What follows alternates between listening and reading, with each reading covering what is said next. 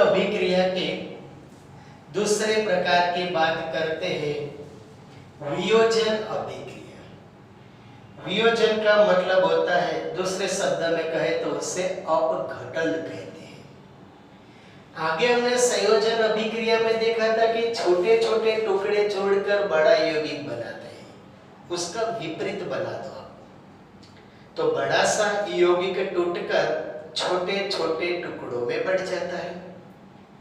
तो जिन रासायनिक अभिक्रिया में एक ही अभिकारक टूटकर एक से ज्यादा उत्पाद बनाए तो ऐसी अभिक्रिया को वियोजन अभिक्रिया कहते हैं। परिभाषा लिखते हैं हम कि भी जिस रासायनिक अभिक्रिया में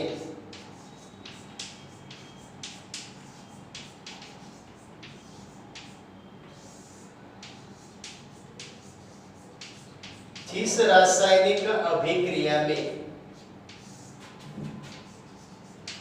एक ही अभिकारक टूटकर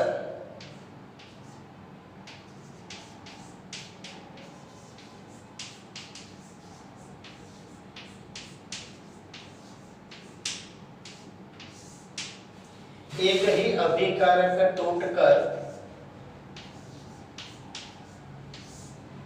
एक से ज्यादा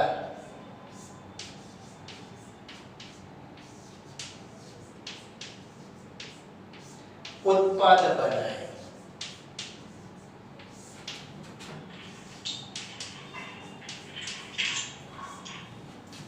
एक से ज्यादा उत्पाद बनाए उसे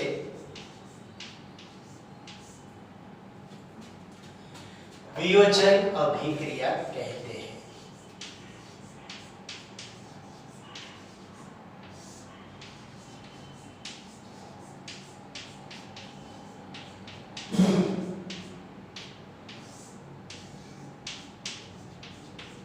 ये वियोजन अभिक्रिया की परिभाषा हो गई। संयोजन की बिल्कुल विपरीत परिभाषा बन जाएगी।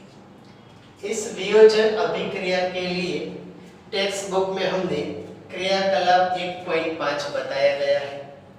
उसके अंदर आपको एक परख नली लेनी है। परख नली के अंदर थोड़े से फेरस सल्फेट का क्रिस्टल लेना है। फेरस सल्फेट यानी FeSO4 CaH7H2O। इसको परख नली को बर्नर के ऊपर रखकर थोड़ी देर गर्म करना है तो उनमें से पानी दूर हो जाता है और क्रिस्टल का रंग बदल जाता है। क्रियाकलाप में बताया गया है।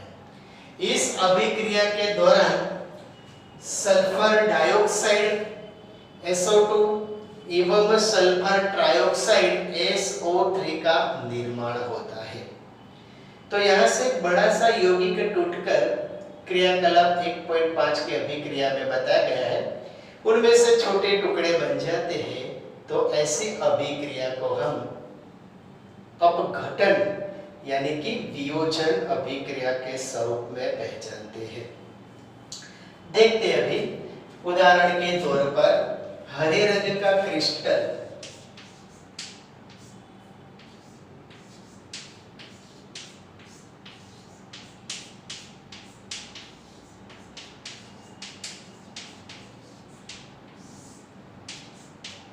फेरस सल्फेट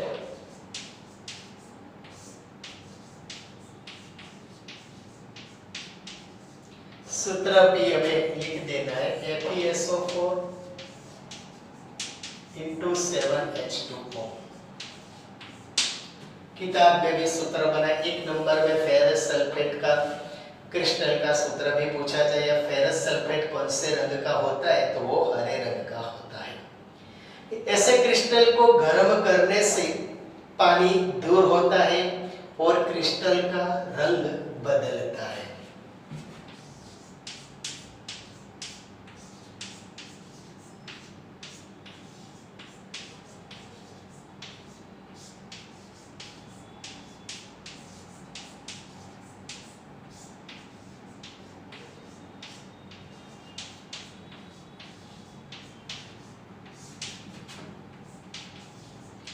क्रिस्टल यानी उसकी संरचना।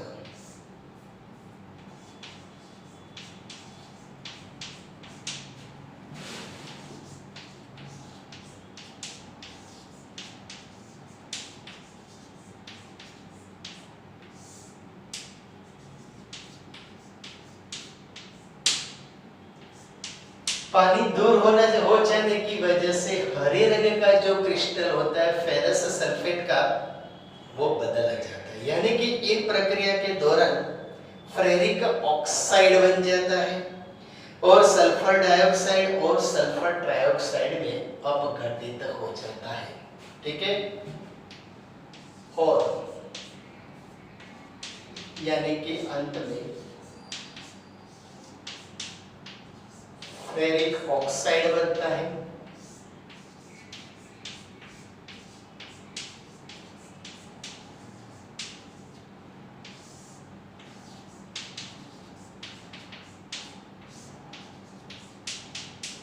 और सल्फर डाइऑक्साइड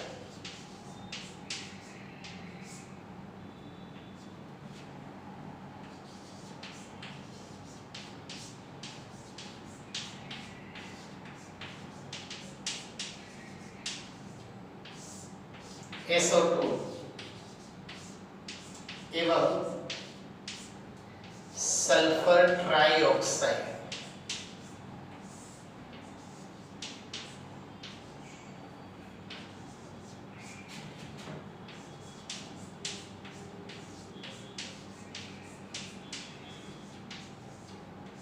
यानी कि SO3 बनता है।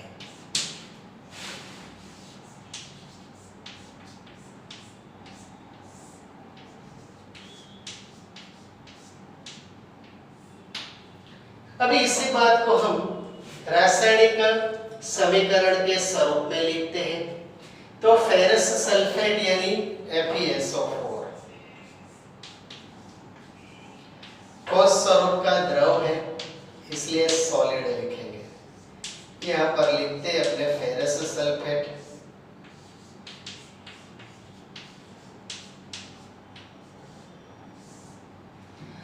अभिक्रिया में फेरस सल्फेट को हमको क्या करना है, गर्म करना है, थोड़ा सा हीट देनी है, टेम्परेचर बढ़ाना है। इसलिए अभिक्रिया में ऊपर की ओर क्या लिखते हैं अपने, ऊष्मा, गर्मी, तापमान, जो भी लिखना है। चलो क्या बनेगा, फेरिक ऑक्साइड। फेरिक ऑक्साइड यानी सूत्र क्या बनेगा, Fe2O3। वो भी ठोस स्वरूप का द्रव है तो लिखेंगे S।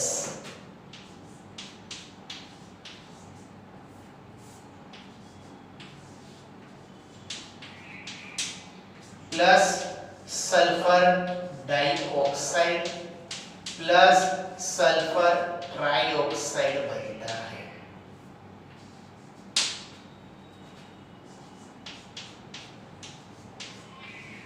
Ferric oxide.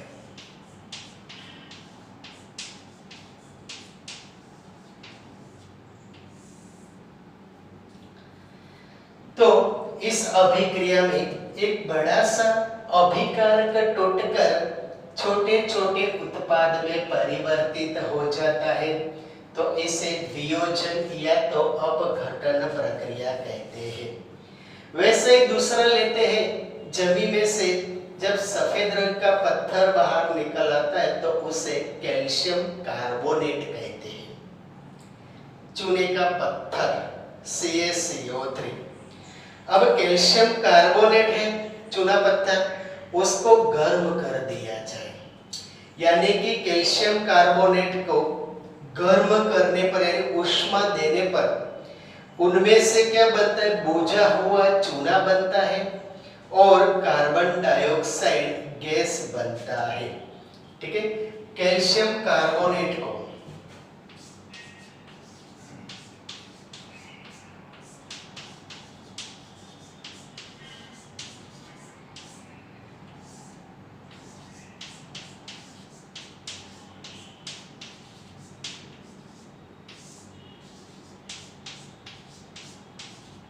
गर्म करने पर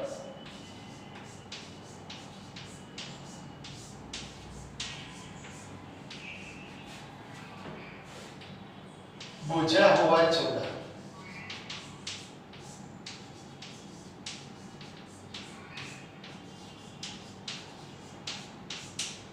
जिसको कैल्शियम ऑक्साइड CaO, आगे वाले टॉपिक में हमने कैल्शियम ऑक्साइड की पानी के साथ अभिक्रिया में समझा था। वो कैल्शियम ऑक्साइड बनता है और कार्बन डाइऑक्साइड उत्पन्न होता है।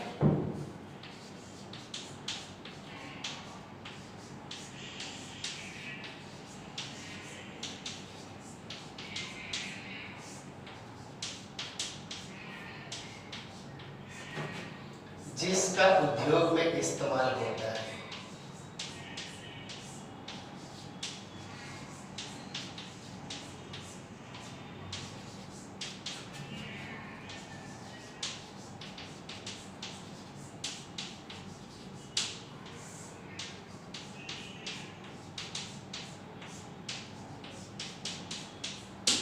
बड़े पैमाने पर इंडस्ट्री में ज्यादातर उसका इस्तेमाल हो जाता है।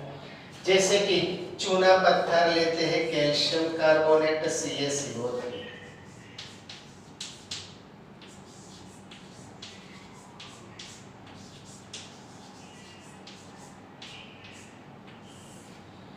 कर्म करते ऊष्मा, क्या बना अपने बुझा हुआ चूना, calcium oxide plus carbon dioxide बनता है।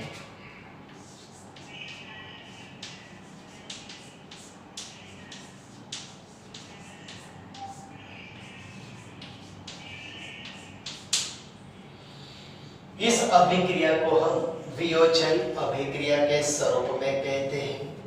वियोजन इस अभिक्रिया के अंदर और अन्य अभिक्रिया भी होती रहती है। जैसे कि एक बड़े से परख नली के अंदर हम लेड नाइट्रेट रहते हैं जो भूरे रंग का होता है, उसको गर्म करते हैं।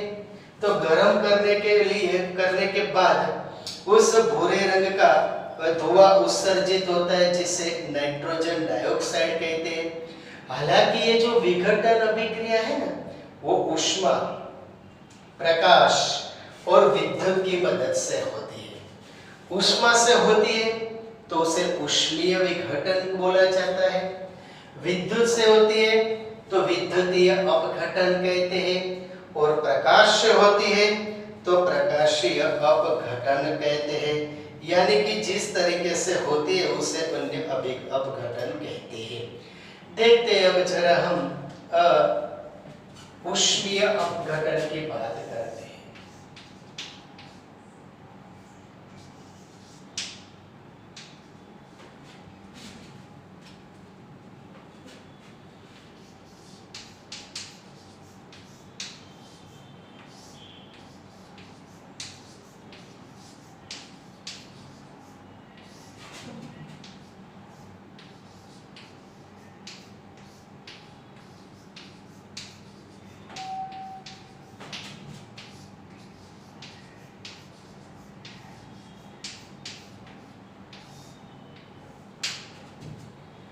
बहुत सिंपल सा क्वेश्चन, अच्छे से समझ में आ जाए ऐसा है।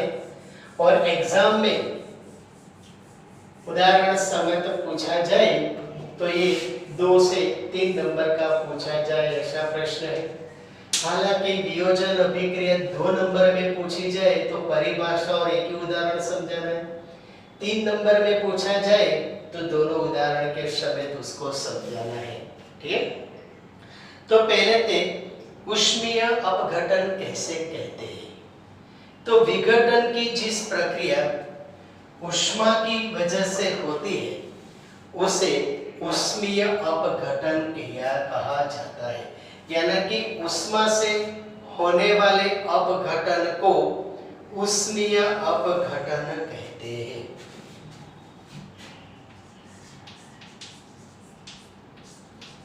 ऊष्मा से होने वाली अपघटन प्रक्रिया को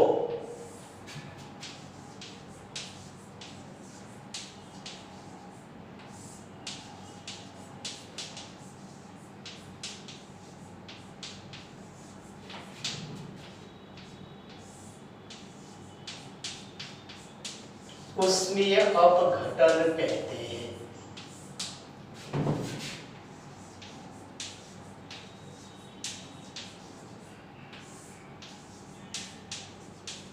ये उसकी परिभाषा हो गई।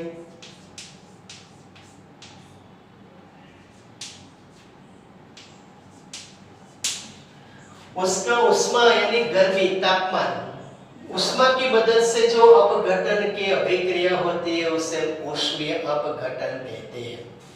किताब में क्रियाकलाप 1.6 के अंदर हमें बताया गया है कि एक परख नली के अंदर हमें लेड नाइट्रेट लेना है।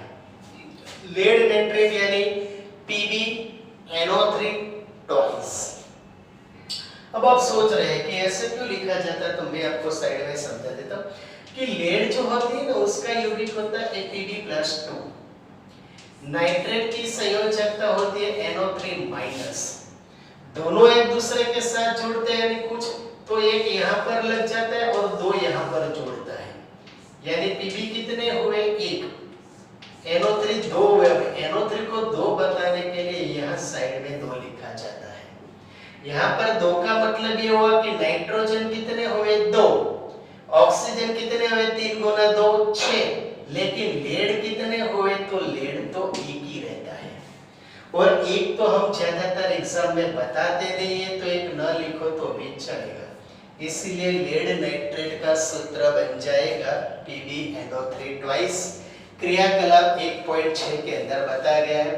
तो इस अभिक्रिया में क्या बनता है, तो लेड ऑक्साइड बनता है PbO और भूरे रंग का धुआं निकलता है। ये जो भूरे रंग का धुआं होता है ना उससे नाइट्रोजन डाइऑक्साइड कहते हैं। तो उदाहरण के लिए हम लिख सकते हैं कि लेड नाइट्रेट को गर्म करने से लेड ऑक्साइड बनता है।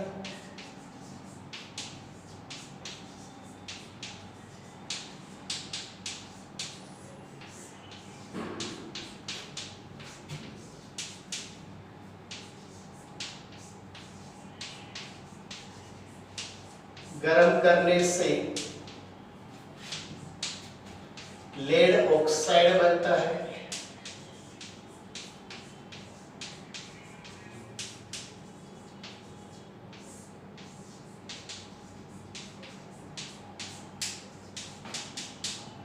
और भूरे रंग का धुआं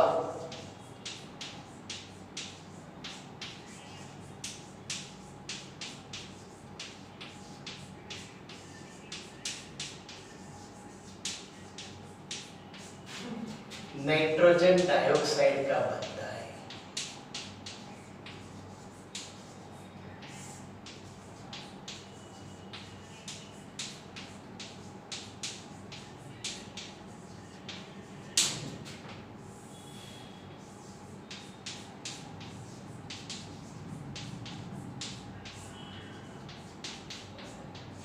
ये जो अभिक्रिया है वो ऊष्मा की मदद से हो रही है, इसी वजह से उसको उष्मीय अपघटन कहा जाता है।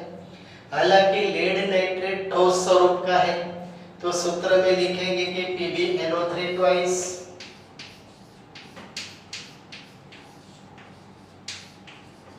ठोस। उष्मा की मदद से गर्म कर रहे तो उसको ऊपर लिखेंगे उष्मा यानी तापमान। अगर पुराने कोर्स में वहां पर एक ट्रायंगल बनाया जाता था जो उष्मा का सिंबल है, वो भी आप बना सकते हो, फिलहाल किताब में उष्मा बताया गया है। लेड ऑक्साइड बनता है, नाइट्रोजन डाइऑक्साइड और ऑक्सीजन उत्पन्न होता है।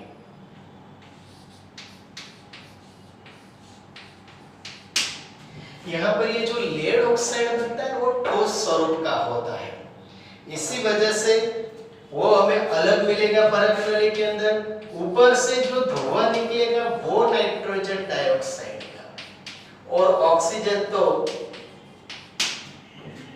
रंगहीन गैस है तो उसका तो कोई कलर दिखाई देगा नहीं। ये हुआ हमारा लेड नाइट्रेट।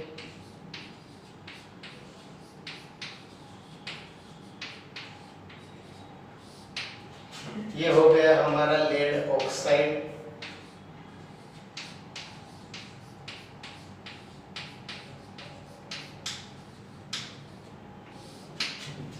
नाइट्रोजन डाइऑक्साइड,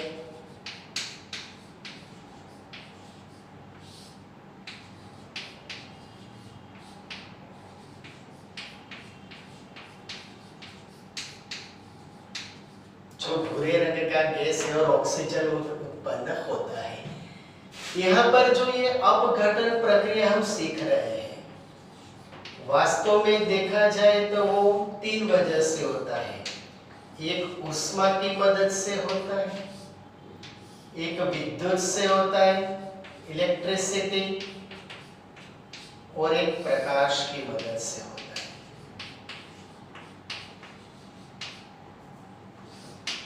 ऊष्मा की मदद से होए तो उसे ऊष्मीय अपघटन, जिसकी हमने अभी ऊपर चर्चा की। विद्युत से होए तो विद्युतीय अपघटन, जिसकी अब हम चर्चा करेंगे। और प्रकाश से होता है तो उसे प्रकाशीय अपघटन कहते हैं। उसके बारे में आगे हम बात करेंगे। ये 3 प्रकार उसके हो गए। यहाँ पर ये अपघटन की बात हो गई।